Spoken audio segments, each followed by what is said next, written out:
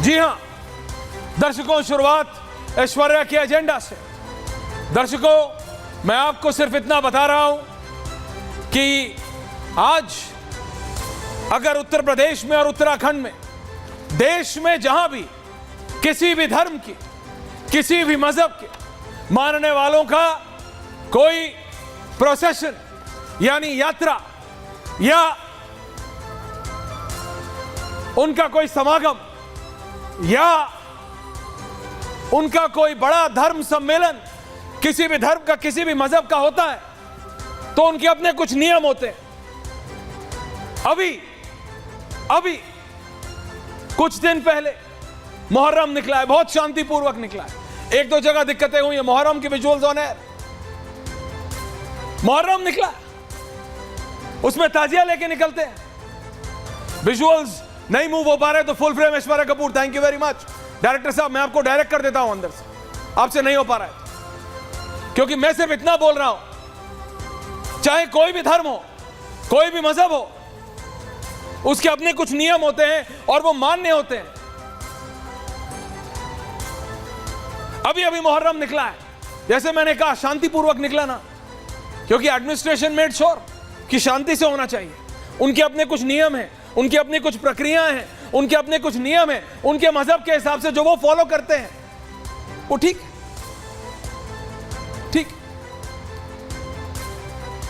हलाल फूड अगर खाना है तो हलाल ही खाना है ना, लिखा होता है हर रेस्टोरेंट पे, हर होटल पे, हर ढाबे पे, हर खोमचे वाले तक पे कि ये हलाल सर्टिफाइड खाना है, क्योंकि वो धर्म के हिसाब से है और उससे कोई कॉम्प्रोमाइज नहीं करना चाहिए और ना करना चाहिए और ना होना चाहिए। राइट, सही बात, इसको तो कोई गलत नहीं कह सकता, ऐसा ही होना चाहिए क्योंकि वो प्रक्रिया है। अब दर्शकों, कांवड़ यात्रा निकलनी है और पहले मैं आपको बता रहा हूं कि कांवड़ यात्रा होती क्या है, क्योंकि समझिएगा, 1 मिनट एक्स्ट्रा लूंगा बोलने के लिए, प्रेम शुक्ला जी से निवेदन है 60 सेकंड दे मुझे को, लेकिन क्योंकि कांवड़ यात्रा होती क्या है पहले ये समझिए कि सावन के महीने में होती है ये यात्रा, ज्यादातर युवा निकालते हैं कांवड़ यात्रा। शिव जी, भगवान शिव के भक्तों के लिए बहुत महत्वपूर्ण महीना होता है सावन का। मान्यता है कि पूजन से प्रसन्न होते हैं कौन?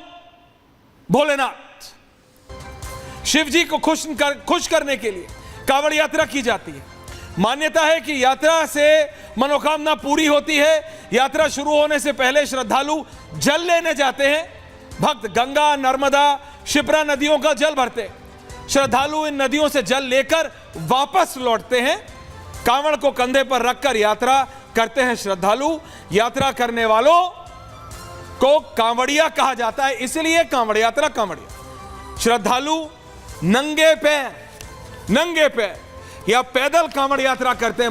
मोटर बाइक और गाड़ियों वाली नहीं होती है कांवड़ यात्रा। अब बाइक, ट्रक का भी इस्तेमाल करने लगे, लेकिन ओरिजिनली ये नंगे पैर होती थी, पैदल होती। यात्रा पूरी होने पर शिवलिंग पर जल चढ़ाया जाता है। और ये कांवड़ यात्रा क्या होती है, कांवड़ यात्रा का इतिहास है, क्योंकि अब जब मैं बात करूंगा इसके बाद तो आप समझेंगे मैं क्यों कह रहा हूं। पहली मान्यता है, सबसे पहले भगवान परशुराम ने कांवड़ यात्रा की थी, किसी और ने नहीं, भगवान परशुराम ने। जी हां, वही परशुराम जिन्होंने धनुष तोड़ा, परशुराम का धनुष तोड़ा गया था, वही परशुराम भगवान कांवड़ लेकर बागपत के पुरा महादेव गए थे। ये एक मान्यता है। गढ़मुक्तेश्वर से गंगा जल लेकर जलाभिषेक किया था उन्होंने, तब से उस दिन से सावन में कांवड़ यात्रा की परंपरा बन गई है। दूसरी मान्यता यह है कि श्रवण कुमार कांवड़ लेकर हरिद्वार गए। अंधे माता पिता थे, उनकी इच्छा पूरी की, लौटते वक्त गंगा जल लेकर आ रहे थे, गंगा जल से भोलानाथ का जल अभिषेक किया उन्होंने। तो ये वो मान्यताएं हैं जो जुड़ी हुई है। तो बेसिकली ये है कि भाई हिंदू धर्म में इसको बहुत पवित्र यात्रा माना गया है। अब प्रॉब्लम क्या हो रही है? प्रॉब्लम यह हो रही है कि उत्तर प्रदेश और उत्तराखंड, क्योंकि जब आप दिल्ली से वेस्टर्न यूपी की तरफ निकलते हैं, यहां से मेरठ बाईपास लेंगे आप, मेरठ बाईपास से आगे आप जाएंगे, मुजफ्फरनगर आ जाएगा। मुजफ्फरनगर बाईपास आज बन गया है, आप बाईपास से चढ़ेंगे हरिद्वार की ओर, आप मुड़ जाएंगे, दूसरी तरफ जाता है बिजनौर, एक तरफ हरिद्वार की ओर चले जाएंगे, वहां पे गंगा जी हैं। ये है वो रूट। अब इस रूट पे इस समय डबल हाईवे को सिंगल कर दिया जाता है, एक रास्ता सिर्फ कांवड़ियों के लिए छोड़ दिया जाता है कि भाई कोई एक्सीडेंट ना हो जाए, एक्सीडेंट ना हो जाए। दूसरे जो मैंने इसलिए बताया, दूसरे धर्म की यात्राएं होती है उनमें भी प्रिकॉशन लिया जाता है, तो यहां भी प्रिकॉशन लिया जा रहा है। पहली बात नॉर्मल है। अब जो ये नियम की बात हो रही है कि कांवड़ियों के वजह से ठेलों को, खोमचे वालों को, होटल वालों को, ढाबे वालों को अपना नाम लिखना पड़ेगा, बताना पड़ेगा कि वो कपूर है कि खान, ये कोई अभी हो रहा है क्या? ये आज हुआ है क्या? ये कल हुआ है क्या? नहीं। और जो ये आपसे बोल रहा है वो गलत बोल रहा है। इंप्लीमेंट सख्ती से करने का ऑर्डर दिया है। ध्यान से सुनिए मैं क्या कह रहा हूं। साल 2006, इसका ग्राफिक होना चाहिए था धीरज। साल 2006 प्रधानमंत्री मनमोहन सिंह, सरकार कांग्रेस, यह बना था यूपीए की सरकार में नियम। 2011 में नियम बन गए थे कि सभी ढाबा और रेस्टोरेंट मालिकों को अपना नाम और लाइसेंस नंबर बड़े अक्षरों में एक तख्ती पे लगाना होगा। विजुअल शुड चेंज ना होटल के आ जाने चाहिए। साल 2011 के नियमों को सख्ती से पालन सिर्फ करवाया जा रहा है बस। ये मनमोहन सिंह की सरकार का, वो जी हां राहुल गांधी, प्रियंका गांधी वाड्रा, सोनिया गांधी जी की सरकार का बनाया हुआ नियम है। और मेरे पास ministry of health and family welfare का नोटिफिकेशन भी है। ये 2011 का पूरा नोटिफिकेशन, पूरा। ये अभी योगी आदित्यनाथ ने नहीं बनाया, नरेंद्र मोदी ने नहीं बनाया, पुष्कर सिंह धामी ने नहीं बनाया, ये मनमोहन सिंह की सरकार का है। इसको इंप्लीमेंट अभी किया जा रहा।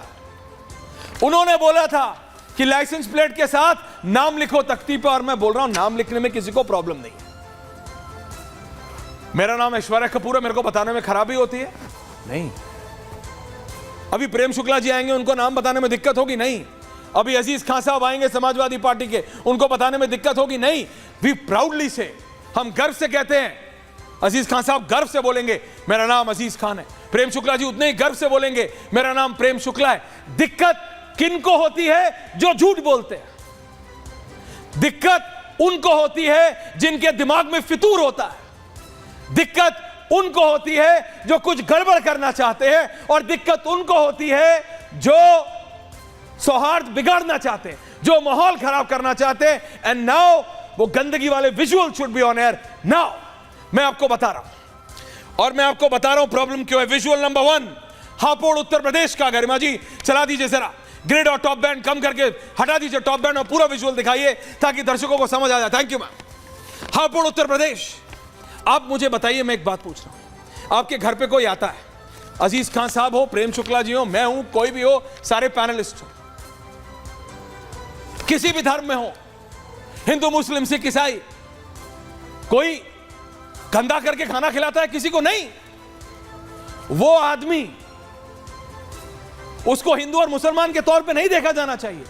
उसको ऐसे देखा जाना चाहिए कि वो गलत कर रहा है, वो जानबूझ के किसी के साथ गंदगी कर रहा है, वो जानबूझ के आपसी सौहार्द बिगाड़ना चाह रहा है। और इसीलिए खास ध्यान रखा जा रहा है कि ऐसे लोग जो जानबूझ के हिंदू मुसलमान के नाम को धर्म के नाम पर खेलना चाहते हैं, गड़बड़ी करना चाहते हैं। विजुअल आप बदलते रहे। विजुअल 2, गाजियाबाद उत्तर प्रदेश। लोई में थूक कर बना रहे तंदूरी रोटी, ये क्या है? मैं पूछ रहा हूं, कोई कभी इस तरह के थूक के या कभी गंदगी करके कोई खाना खिलाता है किसी को? नहीं। मेरे भी मित्र हैं, अभी यहां पे सब आएंगे, हिंदू मुस्लिम सब दोस्त, सब सबके घर जाते हैं। कोई ऐसे करता है? नहीं करता। और ना किसी के धर्म में ऐसा है, कहीं कुछ नहीं है।